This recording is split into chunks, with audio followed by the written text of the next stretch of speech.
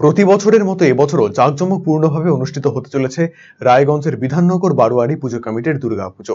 আর মাত্র মাস দেড়েকের প্রতীক্ষা, তারপরেই ঢাকে পড়বে কাঠি।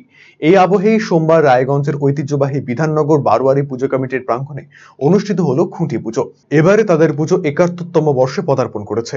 বাঁশের কারুকার্যের তৈরি হবে মণ্ডপ, প্রতিমায় থাকবে সাবেকি ছোঁয়া, চন্দননগরের আলোকসজ্জা থাকছে।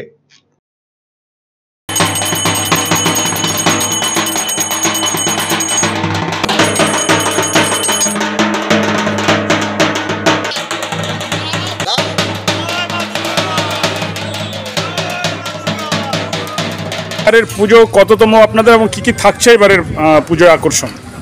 এবার পুজোয় আমাদের ৭২তম ৭১তম আমাদের দুর্গা উৎসব। এবার ওই বাঁশের উপরেই আমাদের পরিবেশ নতুনত্বভাবে করার চেষ্টা করছি আমরা। হ্যাঁ, এইটাই আমাদের এই বছরকার নতুন ঠিক আছে। আর প্রতিমা কি থাকছে? প্রতিমা যেরকম প্রতি বছর থাকে সেরকমই থাকছে, সাবেকি প্রতিমা। হ্যাঁ, লাইটিং আমাদের গত বছর চন্দননগরের লাইটিং থাকছে। এবার গত বছর আমাদের কিছু কিছু চন্দননগরেরই ছিল, এবছরে আমাদের চন্দননগরের লাইটিং থাকবে। ঠিক আছে। দর্শক কেমন আশা করছেন? দর্শক আমাদের প্রতি বছর প্রচুর পরিমাণে দর্শক হয়, আমরা তাদেরকে সামাল দিতে পারি না।